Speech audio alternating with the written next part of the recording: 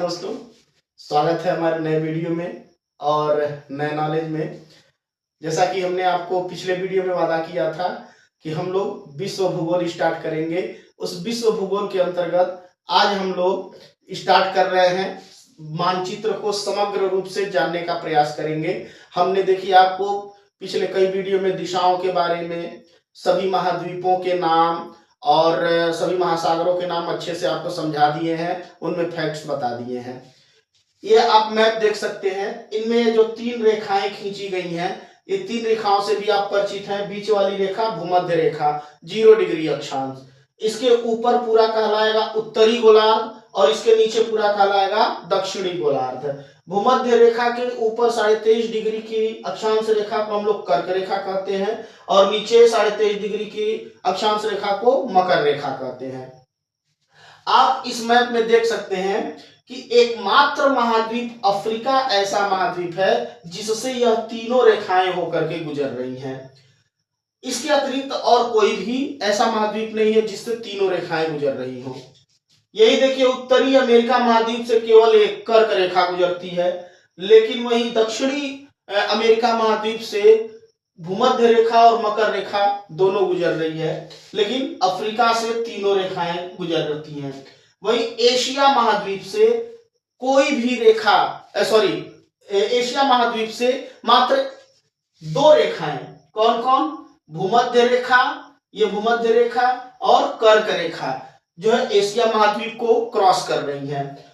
Australia महाद्वीप से केवल मकर रेखा होकर के गुजरती है। यहीं पर 2 ऐसे महाद्वीप हैं जिनसे कोई ना तो कर्क रेखा, ना भूमध्य रेखा, ना मकर रेखा पास करती है। पहला हो गया आपका यूरोप और दूसरा हो गया अंटार्कटिका महाद्वीप, क्योंकि अंटार्कटिका महाद्वीप तो पूरी तरह से ध्रुव पर जो है विस्तृत है, तो यहां से इन तीनों रेखाओं का कोई लेना देना नहीं है। तो कुल ऐसे 1 2 3 4 5 महाद्वीप हैं जिनसे यह रेखाएं जो है गुजर रही हैं। वहीं यूरोप और अंटार्कटिका से कोई भी रेखा नहीं गुजरती है।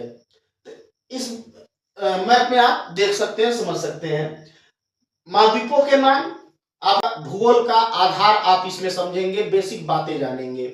जैसे कुछ परिभाषाएं आप पहले जान लीजिए और याद कर लीजिए।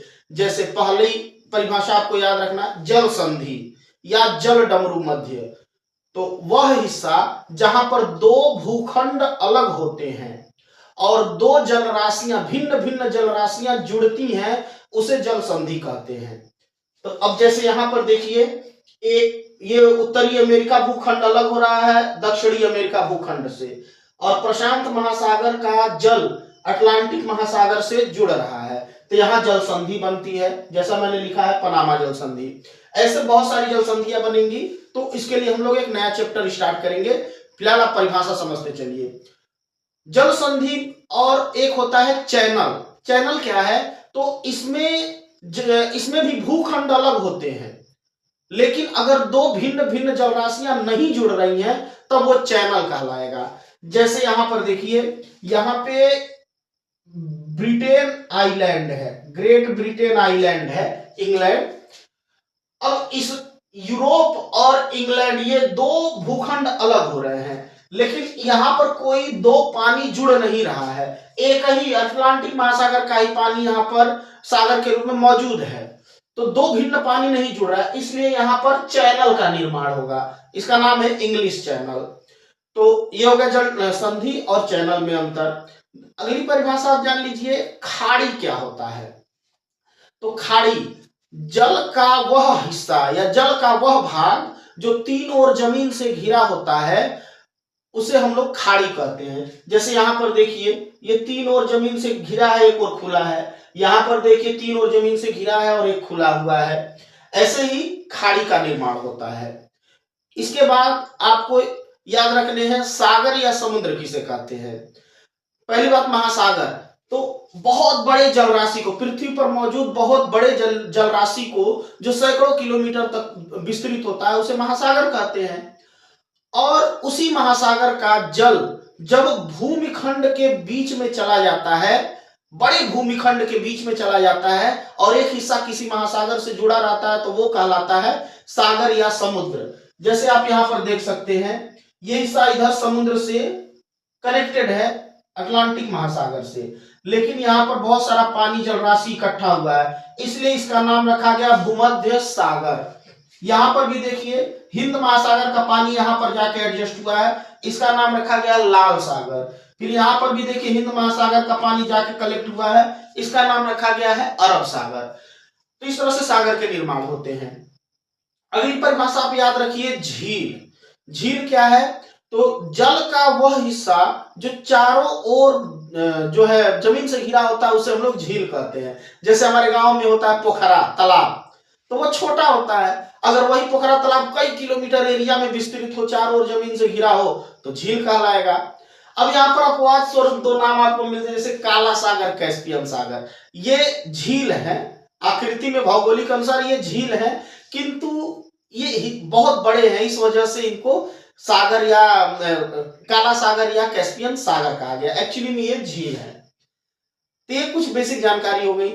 इसके बाद आप जानिए प्रायद्वीप। प्रायद्वीप क्या होता है? तो जमीन का वह हिस्सा जो तीन ओर पानी से घिरा होता है उसे प्रायद्वीप कहते हैं। जैसे ये भारत देखिए, तीन ओर पानी से घिरा हुआ है यह जमीन, इसे हम प्रायद्वीप कहेंगे। यह कुछ जरूरी परिभाषाएं थी। जैसा कि इस मैप में आप देख सकते हैं, एशिया, यूरोप, अफ्रीका, उत्तरी अमेरिका, दक्षिणी अमेरिका, ऑस्ट्रेलिया और ये नीचे मौजूद है आपका अंटार्कटिका महाद्वीप। इन महाद्वीपों के क्रम और इनके बारे में कुछ जानकारी मैंने पिछले वीडियो में आपको दे दी है। आइए महासागरों को देख सकते हैं। तो पहली बात, यह मैप जो है हम लोग मानचित्र जो है यह 2D मॉडल है और ग्लोब 3D मॉडल होता है। पृथ्वी हमारी गोल है, अगर हम इसको गोल बनाएंगे तो यह हिस्सा इस हिस्से से जुड़ेगा, अर्थात ये वाला है प्रशांत महासागर।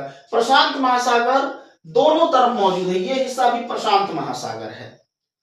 तो अब इसको याद रखने के लिए क्या किया गया, दिशा के आधार पे बांट दिया गया है।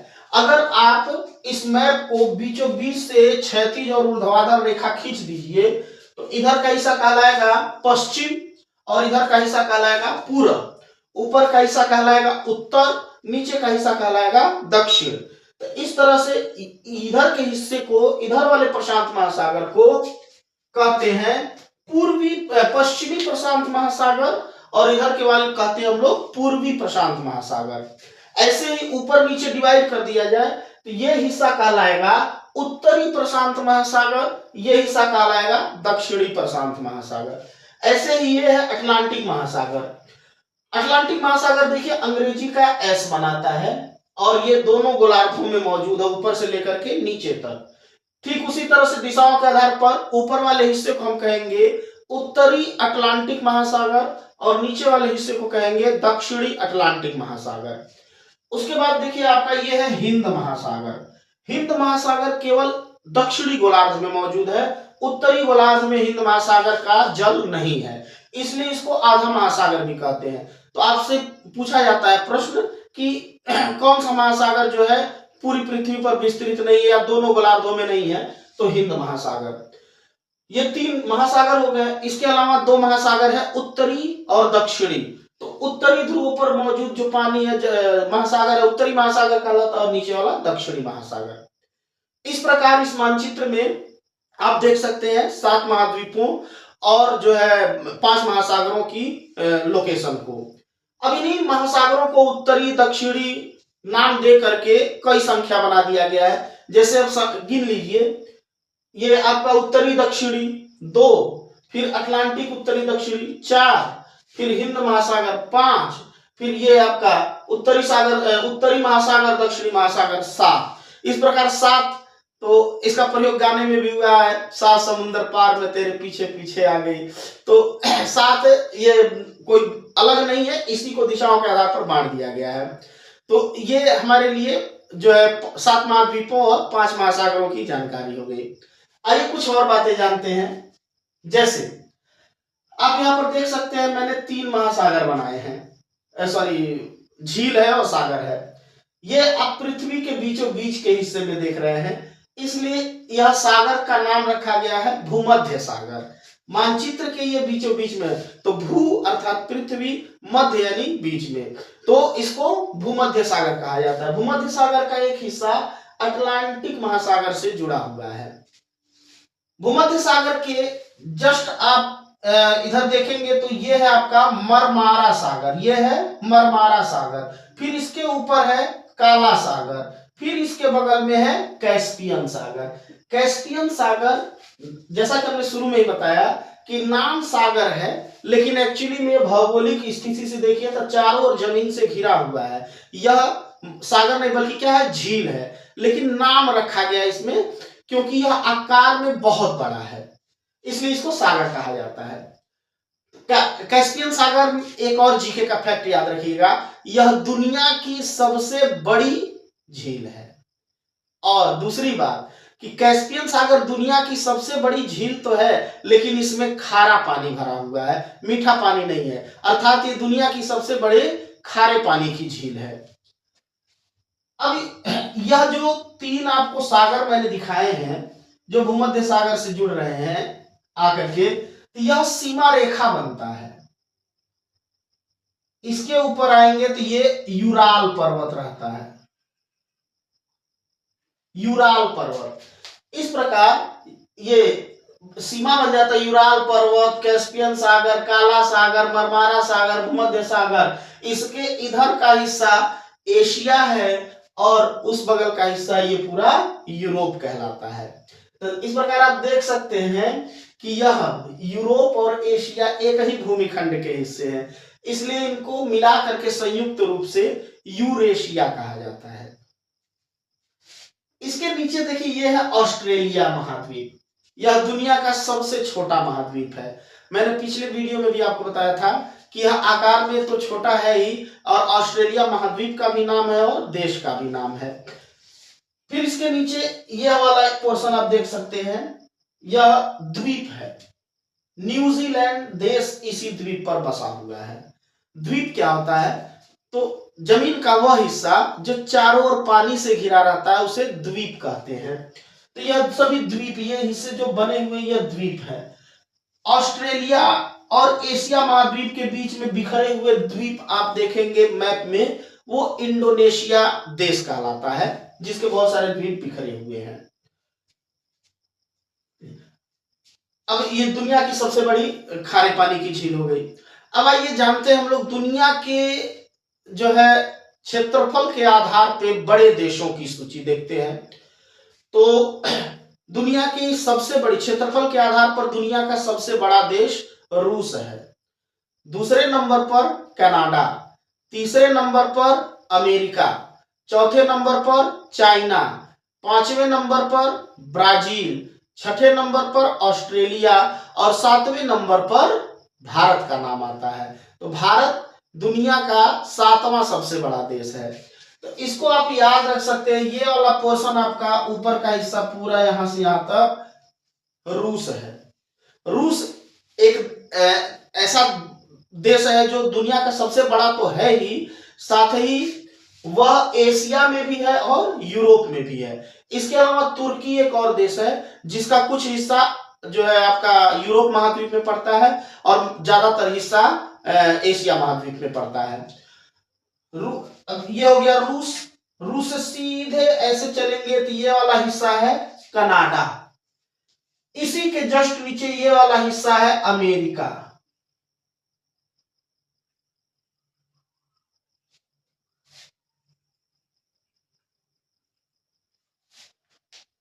फिर देखिए 3 हो गया, रूस, कनाडा, अमेरिका, यहां है चाइना। ये भारत देख सकते हैं, इसके ऊपर वाला हिस्सा चाइना है। फिर इसके बाद ये वाला हिस्सा ब्राजील कहलाता। दक्षिणी अमेरिका में ब्राजील यहां पर है, और उसके बाद ऑस्ट्रेलिया देख ही रहे हैं, और ये है हमारा भारत, इंडिया। ये दुनिया के 7 सबसे बड़े देश हैं।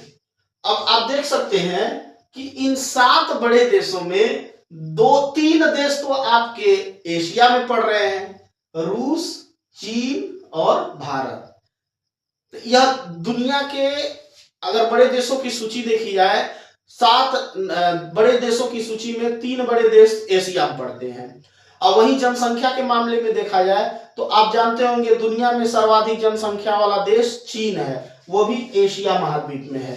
दुनिया का सर्वाधिक जनसंख्या वाला दूसरा सबसे बड़ा देश भारत है, यह भी एशिया में मौजूद है। इस प्रकार एशिया जो है बहुत ही महत्वपूर्ण रखता है। इसके अलावा जो है एशिया में बहुत सारी सभ्यताओं का विकास हुआ है।